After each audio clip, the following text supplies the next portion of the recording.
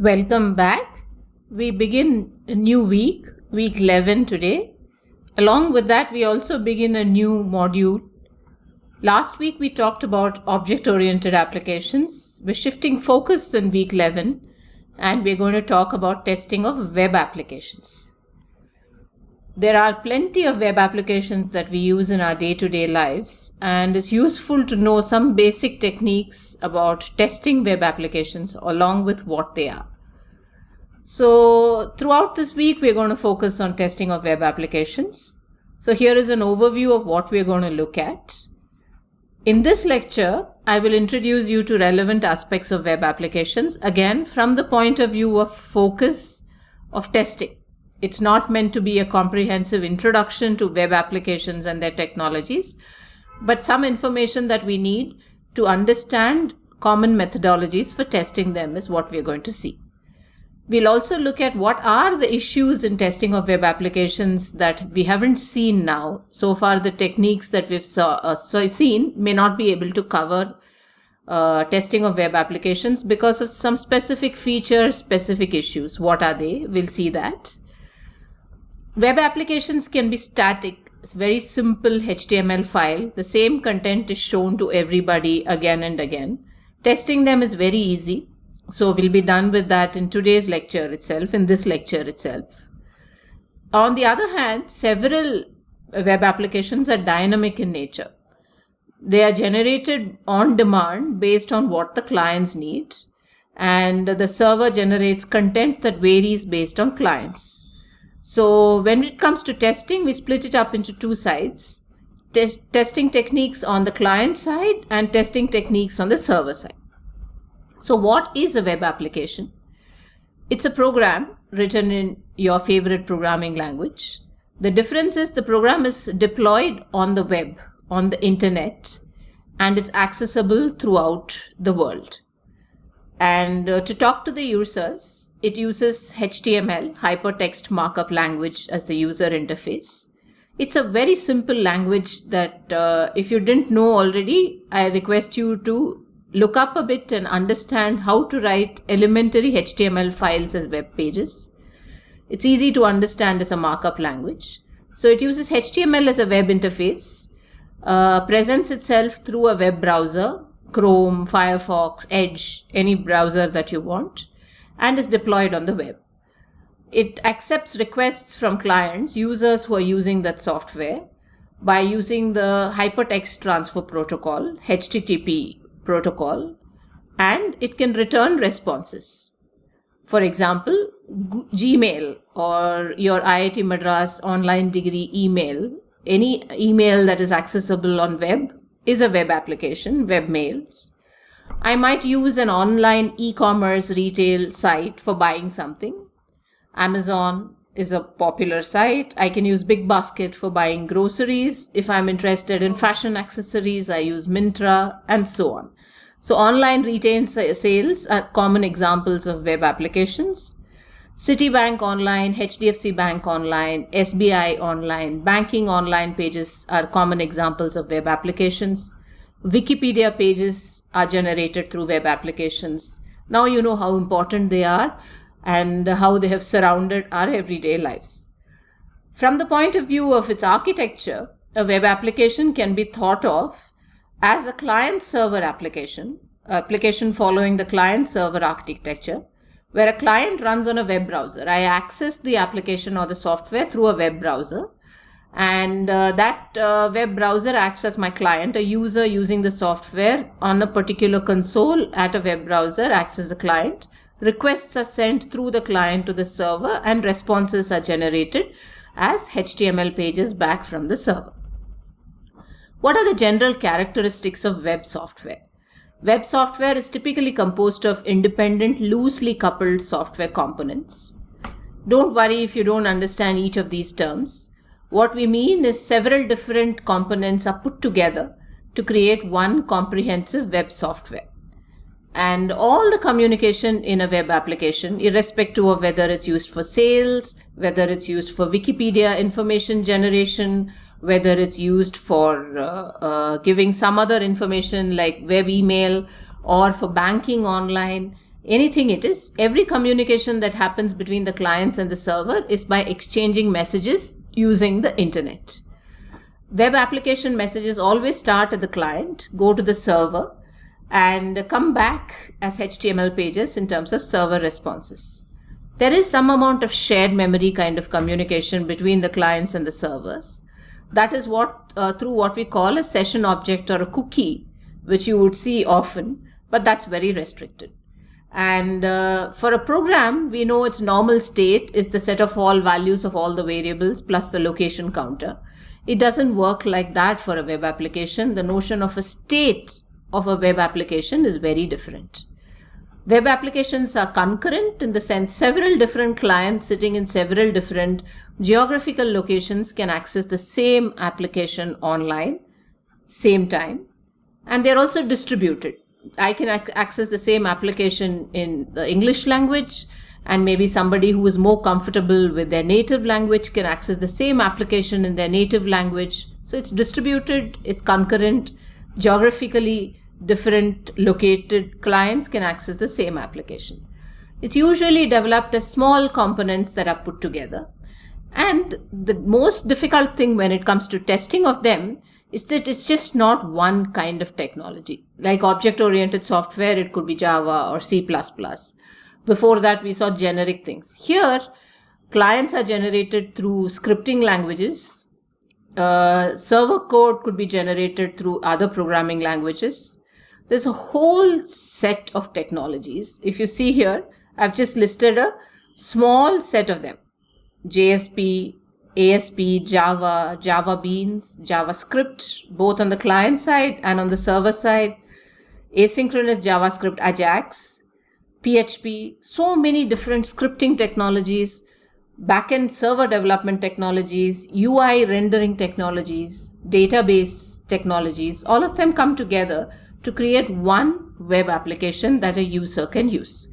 So when it comes to testing, what do I test for? If I learn a technique to test for Java programs, I may not directly apply it to test a web application. So I have to learn a comprehensive set of technologies, or I have to learn a set of testing techniques that are useful and that cater to the nature of web applications. Web applications can be deployed in several different ways. It doesn't really matter when it comes to testing them, but in terms of availability of testing techniques, if you have the source code of the web application, it becomes easier. Otherwise, you may not. So it's useful to know how I buy a web application. It can come pre-installed on your computer, or it can be brought and installed by user as a package. It can come as a contract. I pay to develop and install. And maybe renew it on a periodic basis, or it can come embedded, which is similar to bundled, pre-installed on a hardware, but no communication with the user. And it can come directly downloadable from the web. Several ways of picking them up and deploying them are available. When it comes to web applications architecture, typically a 3-tier application is developed. 3 tiers are presentation or the user interface layer, which is what the user sees through a client. Then the application layer, the client software and the server software sits together at the application layer. Geographically separated, but it's the total code that constitutes the web application. Storage is the database, which typically is accessible to the server. I can further refine it and make it into 4 layers instead of a 3-tier layer. The outermost layer is still the presentation layer. As I told you, it consists of HTML, the outputs that the server produces, and the user interface that is written on the client side to interact with the user. Then the next layer can be thought of as data content layer, which represents computation and data access. Then data representation, which represents the in-memory data storage. And there's permanent data storage, which need not be easily accessible in memory, but stored across in hard disks and large servers. So that is data storage layer. When it comes to testing, we do client-side testing, which heavily bothers about presentation and data content, and very limited server-side testing, because the servers are owned by the companies that produce these web applications. So there's not much of public literature available for server-side testing. The general issues related to web applications, they are heterogeneous concurrent, distributed, and they must satisfy very high quality attributes. If the user interface is not pleasing to a user, we immediately dismiss a web application. On the other hand, there are several low quality websites that are present. And security is another big issue, general issue when it comes to web applications. We keep hearing about attacks that happen on web applications.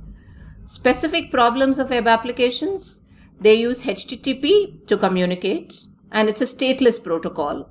They can also use REST APIs, which is also a stateless protocol. I'm not talking to you about what these protocols mean, but remember that they're stateless, which means I don't know what happened in the previous request, and I cannot correlate or remember anything about an earlier request and process the next request. So web applications end up using cookies, session objects, and other things to manage state. Typically, the server, where it is, we don't know. Server also doesn't bother about client resides where and what kind of information is the client seeking. And as I told you, there are several components that are loosely coupled and written in several different software technologies. The other thing is that users change the control flow arbitrarily. Suppose a page takes time to load. As a user, one can get restless and press the back button, refresh button, forward button, and you typically have these web pages when they're loading telling you a message saying do not refresh, wait, we're loading, and things like that. So this is also a big issue when it comes to the behavior of web applications. When somebody changes the flow of control, then because HTTP is a stateless protocol, the web application tends to lose the information, and you are in an intermediate state where you have to start all over again. That's a disadvantage. A related technology is that of web service. I just wanted to tell you what it is about, and also to tell you that we will not deal with web services, testing of web services in this course. So what is a web service? It's a program or a system of software that basically allows machines, computers, to interact with each other through a network. That network can be an internet, it can be a LAN, local area network, basically an internet-like network. It's typically used to achieve reusability of application components. Like, for example, suppose you need a web page to keep rendering the weather reports, or a web page to keep rendering currency conversion. How much does Indian rupee convert against a foreign currency? Then you use a web service at the back end and use a web application at the front end that uses the web service to provide information to clients who seek that information. Web services typically don't provide user interfaces. They act as backends. On the other hand, a web application is a complete application dictated a lot by a user interface, and web services could be deployed for specific purposes like handling data and communication with the clients and so on. We will not deal with testing of web services. We are going to focus on testing of web applications. So when it comes to testing of web applications, as I told you, we will consider static hypertext websites because that's a very small part. And then we'll test dynamic web applications separately, and we will not consider web services. Just to revise, a web page contains HTML content. If you don't know what HTML is, look up for it and learn it briefly. It can be viewed on a single browser window, Chrome, Firefox, Edge, whatever you want. Typically, a web page is stored as a HTML file, and it can be statically generated or it can be generated based on the search of a client. Like, for example, I can go to Google. The front page of Google is more or less static, and based on the search term that I need, Google's result is a dynamically generated web page. A website is a collection of web pages. For example, the website of an institution like IIT Madras is a collection of web pages that includes information about all the department's courses, faculty members, the amenities, campus, accessibility, and so on. So a website is a collection of web pages along with the software, and they all put together constitute one holistic entity. A static web page is one web page. Its content doesn't vary. Usually the web page of a simple university or let's say a web page of a faculty member, which is updated once until the next update, its contents remains the same. A dynamic web page is created by a program at the back end on demand.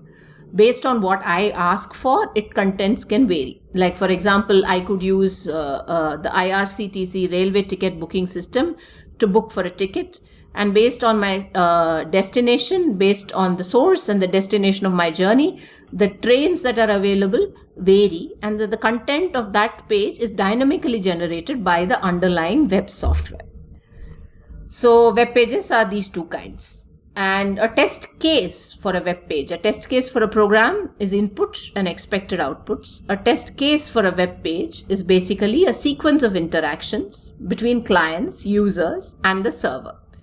And test case is always like a HTML page, and it takes the web page through a set of paths. And for dynamic web pages, there's a lot of consideration that we have to do to generate this. So we'll see that from next lecture onwards. Now we'll look at testing static websites. Static website is very easy. It's just a plain HTML file that's rendered on the web through a browser, and it displays the same to every user. There's no dynamically generated varying content. Till somebody makes a change at the back end to the HTML file, it will show the same content. So it's not, there is no program that is working. So it's not program testing. Nothing is executed, but the page is just rendered on a browser. When we test for static websites, we only check for whether a particular link is dead or not. If I have a link as a part of a static website, let's say I have a home page, which is a static website, and as a part of my home page, I give a link through a URL to somebody else's page, to some other information. Sometimes that link that the target URL leads to could become invalid. So such a link is called a dead link. So the main issue in testing static websites is to check for dead links. We also evaluate websites for non-functional parameters like load testing, how fast the web page renders, performance testing. Is the web page the same to all the users? Like for example, a faculty accessing a course page or an exam evaluation page is typically different from a student accessing a course page or an exam evaluation page. So access control issues are also important. We will look at an overview of all these non-functional testing put together in week 12. But today and this week, we will look at functional testing. So when it comes to static websites, we just generate using what we call a crawler software, a model of that web page. Nodes are basically the various web pages in the static website, and edges are these HTML links, href as we call it. The tag is a href tag, and we build a graph starting with the welcome page, the first page, and then we do breadth first search recursively for all the links from that graph. What we basically do is test for edge coverage in the graph to see if a particular hyperlink leads us to a page that is dead, that is no longer valid. If that's the case, we flag that saying that the leading page of this is no longer valid, please rectify it. That's about it. And you will find several different software that test for this simple thing in a static website. Next class, we will see about dynamic websites and how to test them. But before I wind up this first lecture, I would like to tell you that there is a lot of tool support available for web applications. More than 500 tools are available. This is an enormous number, but that's the scale to which we use web applications as programmers, as developers, as technology savvy users. So most of these tools are focused on non-functional testing, for which we will see an overview in week 12, which is basically quality attributes, usability, security, performance, stress, spike, and so on. And this website maintains a comprehensive list of both open source and proprietary tools for web testing. I encourage you to go and have a look at this website just to explore what it is. And we will start learning the techniques that we know of for testing web applications from next lecture onwards. Thank you.